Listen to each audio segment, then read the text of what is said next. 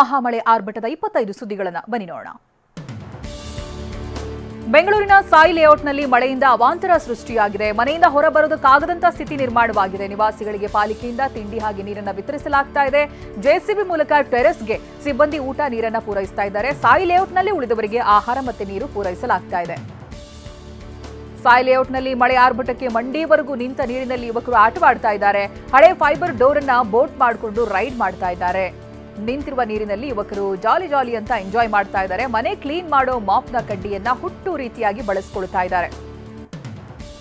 Silicon city ಬೆಂಗಳೂರಿನಲ್ಲಿ ಸುರಿದ ರಣ ಮಳೆಗೆ ಸಿಟಿ ಸಿವಿಲ್ ಕೋರ್ಟ್ ಬಳಿ ಮರದ ಕೊಂಬೆ ಮುರಿದು ಬಿದ್ದಿದೆ. ಸಂಚಾರಿ ಪೊಲೀಸರು ಮರ ತೆರವು ಕಾರ್ಯಾಚರಣೆ ನಡೆಸಿದ್ದಾರೆ. ಬೆಂಗಳೂರಿನ ಕೆಪಿ ಅಗ್ರಹಾರದಲ್ಲಿ ಮಳೆ ಅಲ್ಲೋಲ ಕಲ್ಲೋಲವನ್ನೇ ಸೃಷ್ಟಿಸಿದೆ. ವರುಣನ ಆರ್ಭಟಕ್ಕೆ ಅಂಗಡಿಯಲ್ಲಿದ್ದಂಥ ವಸ್ತುಗಳೆಲ್ಲ ತೇಲಿ ಹೋಗಿದೆ. ಮನೆಯಲ್ಲಿದ್ದ ಅಕ್ಕಿ ಪುಸ್ತಕಗಳು ತೇಲಿ ಹೋಗಿದ್ದು ರೇಷನ್ ಖಾಲಿಯಾಗಿದೆ. ಪ್ರತಿ ಬಾರಿ ಮಳೆ ಬಂದಾಗ ಇದೇ ಸಮಸ್ಯೆ ಇರುತ್ತೆ ಅಂತ ಸ್ಥಳೀಯರು ನೋವು ತೋಡಿಕೊಂಡಿದ್ದಾರೆ. ಬೆಂಗಳೂರು ಹೊರವಲಯದ ನೆಲಮಂಗಲದಲ್ಲಿ 2-3 ದಿನಗಳಿಂದ ಬಿಟ್ಟು ಬಿಡದೆ ಮಳೆ ಸುರಿತಾ ಇದೆ. ಮಳೆಯಿಂದ ತರಕಾರಿ ಮಾರುಕಟ್ಟೆಗೆ ದೊಡ್ಡ ಹೊಡೆತ ಬಿದ್ದಿದೆ. 2 ಲಕ್ಷ ರೂಪಾಯಿ ವ್ಯಾಪಾರ ಮಾಡೋ ಸ್ಥಳದಲ್ಲಿ 20,000 ರೂಪಾಯಿ ಕೂಡ ವ್ಯಾಪಾರ ಆಗ್ತಾ ಇಲ್ಲ. ರೈತರು ಬೆಳೆದ ಬೆಳೆಗೆ ಸೂಕ್ತ ಬೆಲೆ ಸಿಗ್ತಾ ಇಲ್ಲ ಅಂತ ಎಪಿಎಂಸಿ ಯಾರ್ಡ್ನಲ್ಲಿ ಮಾರಾಟಗಾರರು ಅಳಲು ತೋಡಿಕೊಂಡಿದ್ದಾರೆ. ಮಳೆ ಹೊಡೆತಕ್ಕೆ ಕೆಆರ್ ಮಾರ್ಕೆಟ್ ಫುಲ್ ಅಧ್ವಾನ ಸೃಷ್ಟಿಯಾಗಿದೆ. ಸತತ ಮಳೆಯಿಂದ ವ್ಯಾಪಾರ ವಹಿವಾಟು ಮಾಡೋದಕ್ಕಾಗದೇನೆ ವರ್ತಕರು ಪರದಾಡ್ತಾ ಇದ್ದಾರೆ. ಮಳೆಯಿಂದ ಗ್ರಾಹಕರಿಲ್ಲದೆ ಮಾರುಕಟ್ಟೆ ಖಾಲಿಯಾಗಿದೆ. ಮಾರುಕಟ್ಟೆಗೆ ತಂದಿದ್ದ ತರಕಾರಿ, ಹೂವು, ಹಣ್ಣುಗಳಿಗೆ ಕಂಟಕ ಎದುರಾಗಿದೆ. ರಣ ಮಳೆಗೆ ಬೆಂಗಳೂರಿನಲ್ಲಿ ಅಕ್ಷರಶಃ ನರಕ ಸೃಷ್ಟಿಯಾಗಿದೆ. ಕೆಲಸಕ್ಕೆ ಹೋಗೋರಿಗೂ ಸಂಕಷ್ಟ ತಂದಿಟ್ಟಿದೆ. ಮಳೆಗೆ ಸೂರ್ಯನೇ ಕಣ್ಮರೆಯಾಗಿದ್ದಾನೆ. ನಗರ ಕತ್ತಲಾಗಿದೆ. ಬೆಳಗ್ಗೆಯಿಂದ ಜಿಟಿ ಮಳೆ ಸುರಿತಾನೇ ಇದೆ. ವಾಹನ ಸವಾರರು ಪರದಾಡುವಂತಾಗಿದೆ. ಬೆಂಗಳೂರಿನ ಮತ್ತೊಂದು ಪ್ರತಿಷ್ಠಿತ ಏರಿಯಾ ವಿಲ್ಸನ್ ಗಾರ್ಡನ್ನ ವಿನಾಯಕ ಲೇಔಟ್ ಎನ್ಜಿಒ ಕಾಲೋನಿಗೆ ಜಲಬೇಲಿ ಬಿದ್ದಿದ್ದು ಅಂಗಡಿಗಳಿಗೂ ಕೂಡ ನೀರು ನುಗ್ಗಿ ಅವಾಂತರ ಸೃಷ್ಟಿಯಾಗಿದೆ. ಚರಂಡಿ ನೀರನ್ನ ಹೊರಹಾಕುವಷ್ಟರಲ್ಲಿ ಜನ ಹೈರಾಣಾಗಿ ಹೋಗಿದ್ದಾರೆ.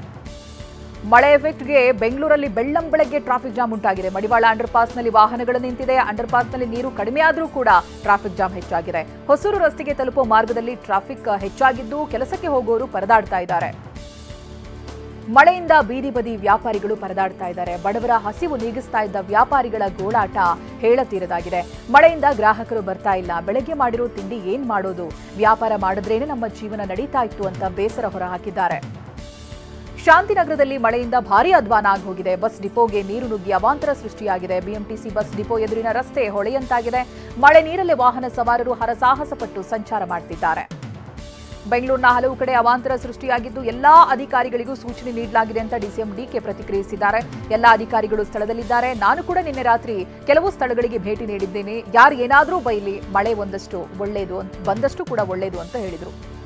ಸಿಲ್ಕ್ ಬೋರ್ಡ್ ಮೆಟ್ರೋ ಸ್ಟೇಷನ್ ಬಳಿಯ ರಸ್ತೆ ಜಲಾವೃತಗೊಂಡಿದೆ. ಸಿಲ್ಕ್ ಬೋರ್ಡ್ ಜಂಕ್ಷನ್ಗೆ ಸಚಿವ ರಾಮಲಿಂಗಾರೆಡ್ಡಿ ಭೇಟಿ ನೀಡಿ ಪರಿಶೀಲಿಸಿದ್ದಾರೆ. ಮತ್ತೊಂದು ಕಡೆ ಸಿಲ್ಕ್ ಬೋರ್ಡ್ ಜಂಕ್ಷನ್ಗೆ ಬಿಬಿಎಂಪಿ ಆಯುಕ್ತ ಮಹೇಶ್ವರ ರಾವ್ ಕೂಡ ಭೇಟಿ ನೀಡಿದ್ದಾರೆ. ಮೊನ್ನೆ ರಾತ್ರಿ 130 ಮಿಲಿಮೀಟರ್ ಮಳೆ ಆಗಿದ್ದರಿಂದ ಈ ಸಮಸ್ಯೆ ಆಗಿದೆ ಅಂತ ಸಚಿವ ರಾಮಲಿಂಗಾರೆಡ್ಡಿ ಪ್ರತಿಕ್ರಿಯೆ ಕೊಟ್ಟಿದ್ದಾರೆ. ಎಲ್ಲಾ ಸರ್ಕಾರಗಳಿದ್ದಾಗಲೂ ಕೂಡ ಸಮಸ್ಯೆ ಆಗಿದೆ. ರಾಜಕಾಲುವೆ ಒತ್ತುವರಿ ಮಾಡಿರುವುದನ್ನು ತೆಗಿಬೇಕು ಅಂತ ಹೇಳಿದ್ದಾರೆ. ಮಳೆಗೆ ಚಾಲಕನ ನಿಯಂತ್ರಣ ತಪ್ಪಿ ಕಾರಿಗೆ ಕೆಎಸ್ಆರ್ಟಿಸಿ ಬಸ್ ಡಿಕ್ಕಿ ಹೊಡೆದಿದೆ. ಚಿಕ್ಕಮಗಳೂರು ಜಿಲ್ಲೆ ಮೂಡಿಗೆರೆ ತಾಲೂಕಿನ ಬಡವನದಿಣ್ಣೆ ಗ್ರಾಮದ ಬಳಿ ದುರ್ಘಟನೆ ನಡೆದಿದೆ. ಕಾರಿನ ಚಾಲಕ ಸೇರಿದಂತೆ ಬಸ್ನಲ್ಲಿದ್ದ 5 ಸಣ್ಣ ಪುಟ್ಟ ಗಾಯಗಳಾಗಿದೆ. ಚಿಕ್ಕಬಳ್ಳಾಪುರದಲ್ಲಿ ಭಾರೀ ಮಳೆಗೆ ಮಾರ್ಕೆಟ್ ಜಲಾವೃತಗೊಂಡಿದೆ. ನಗರದ ಎಪಿಎಂಸಿ ತಾತ್ಕಾಲಿಕ ಮಾರುಕಟ್ಟೆ ನೀರುಮಯವಾಗಿದೆ. ಚಿಕ್ಕಬಳ್ಳಾಪುರದ ಹೂವಿನ ಮಾರುಕಟ್ಟೆ ಬಳಿ ಟ್ರಾಫಿಕ್ ಜಾಮ್ ಉಂಟಾಗಿದೆ. ಟ್ರಾಫಿಕ್ ಜಾಮ್ನಲ್ಲಿ ಸಿಲುಕಿ ರೈತರು, ವರ್ತಕರು ಪರದಾಡಿದ್ದಾರೆ. ಮಾರುಕಟ್ಟೆಗೆ ತಂದಿದ್ದ ಹೂಗಳು ನೀರು ಪಾಲಾಗಿದೆ. ಮಳೆಯಿಂದ ಚಿಕ್ಕಬಳ್ಳಾಪುರದಲ್ಲಿ ಹೂ ಬೆಳೆಗಾರರು ಕಂಗಾಲಾಗಿದ್ದಾರೆ. ಮಾರುಕಟ್ಟೆಯಲ್ಲಿ ಹೂ ಮಾರಾಟವಾಗದೇನೆ ಕಂಗೆಟ್ಟೋಗಿದ್ದಾರೆ. ಮಳೆಯಿಂದ ಹೂಗಳು ಹಾಳಾಗಿ ಕೊಳೆತು ಹೋಗುವಂತ ಭೀತಿ ವರ್ತಕರನ್ನ ಕಾಡ್ತಾ ಇದೆ. ವರ್ತಕರು ಮಾರುಕಟ್ಟೆಗೆ ಬರ್ತಾ ಇಲ್ಲ. ಮಳೆ ಹಿನ್ನೆಲೆ ಹೊರ ರಾಜ್ಯಗಳಿಗೂ ಹೂವು ರವಾನೆ ಸ್ಥಗಿತಗೊಂಡಿದೆ. ಚಿಕ್ಕಮಗಳೂರು ಜಿಲ್ಲೆಯಾದ್ಯಂತ ಧಾರಾಕಾರವಾಗಿ ಮಳೆ ಸುರಿದಿದ್ದು ರಸ್ತೆಗಳು ಕೆಸರು ಗದ್ದೆ ರೀತಿಯಾಗಿದೆ. ಲಕ್ಷ್ಮೀಶ್ ನಗರದಲ್ಲಿ ಕೆಸರುಮಯ ರಸ್ತೆಯಲ್ಲಿ ಟಿಟಿ ವಾಹನ ಸಿಕ್ಕಾಕೊಂಡಿತ್ತು. ಸ್ಥಳೀಯರು ಜೆಸಿಬಿ ಸಹಾಯದಿಂದ ಹೊರತೆಗೆದಿದ್ದಾರೆ. ರಾಯಚೂರಿನಲ್ಲಿ ಮಳೆಗೆ ಹಳ್ಳದಲ್ಲಿ ಸಾರಿಗೆ ಬಸ್ ಸಿಲುಕಿದ್ದು ಪ್ರಯಾಣಿಕರು ಪರದಾಡಿದ್ದಾರೆ. ಲಿಂಗಸಗೂರು ತಾಲೂಕಿನ ಆನ್ವರಿ ಗ್ರಾಮದ ಬಳಿ ಘಟನೆ ನಡೆದಿದೆ. ಕವಿತಾಳದಿಂದ ಹಟ್ಟಿಗೆ ಹೋಗುವಾಗ ಬಸ್ ಹಳ್ಳದಲ್ಲಿ ಸಿಲುಕಿದ್ದು ಜೆಸಿಬಿ ಸಹಾಯದಿಂದ ಹೊರತೆಗೆಯಲಾಗಿದೆ.